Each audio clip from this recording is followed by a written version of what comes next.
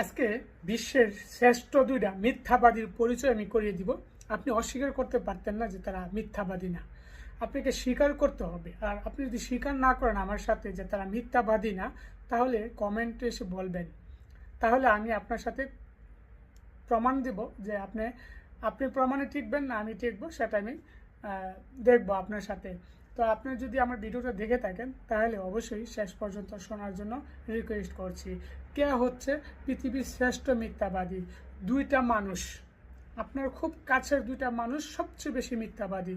তাদেরকে চেনা খুব জরুরি, তাদেরকে চেনে রাখা খুব প্রয়োজনীয়, কেননা যে কোনো সময় আপনার কাজে আসতে পারে। কেননা তাকে যাচাই করার জন্য, তাকে চেনার জন্য আপনার আমার সবার প্রয়োজন। তাই আমি আজ প্রমাণ সহকারে আমার কথাটির মাধ্যমে আমি প্রমাণ দিয়ে দেব। আমি কথাটি বলবো, যদি আপনারা কথাটি শোনেন তাহলে আপনারা নিজেই বিচার করতে পারবেন, নিজে জাস্টিস করতে পারবেন যে আমার কথাটা কতটুকু সত্য। আসলে কি এই দুইজন মানুষ মিথ্যাবাদী নাকি সত্যবাদী? তো পৃথিবীতে শ্রেষ্ঠ মিথ্যাবাদী দুইটা ব্যক্তির নাম আমি কিন্তু বলতে চাচ্ছি।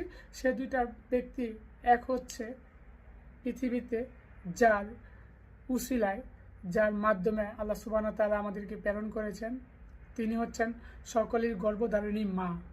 কারণ আমাদের প্রতিটি পরিবারে 4-5জন সদস্য থাকে, অনেক সময় খানা শর্ট থাকে, সবাইকে খাবার খাইয়ে লাস্ট মুহূর্তে মা না খেয়ে বলতে পারে যে আমি খেয়েছি। প্রতিটা ঈদে বা প্রতিটা অনুষ্ঠানে সবচেয়ে কম খানা খায়, কিন্তু সবচেয়ে বেশি আলহামদুলিল্লাহ বা বেশি শুকরিয়া আদায় করে সেই গর্ভধারিণী মা। নাম্বার 1 মিথ্যাবাদী হচ্ছে আপনার আমার গর্ভধারিণী মা।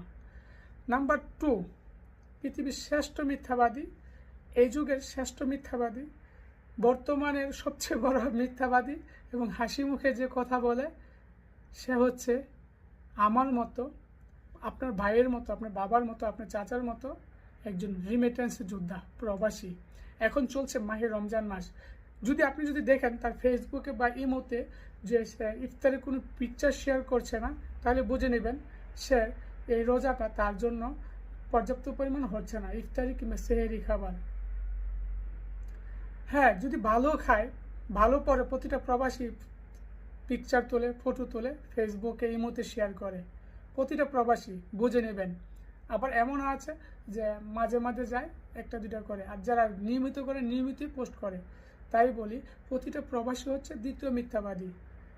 তাদের ঈদের মার্কেট করে না, রমজান আসছে ভালো খাবার খায় না। হ্যাঁ, দেখবেন রাস্তাঘাটে অনেক সময় দেয়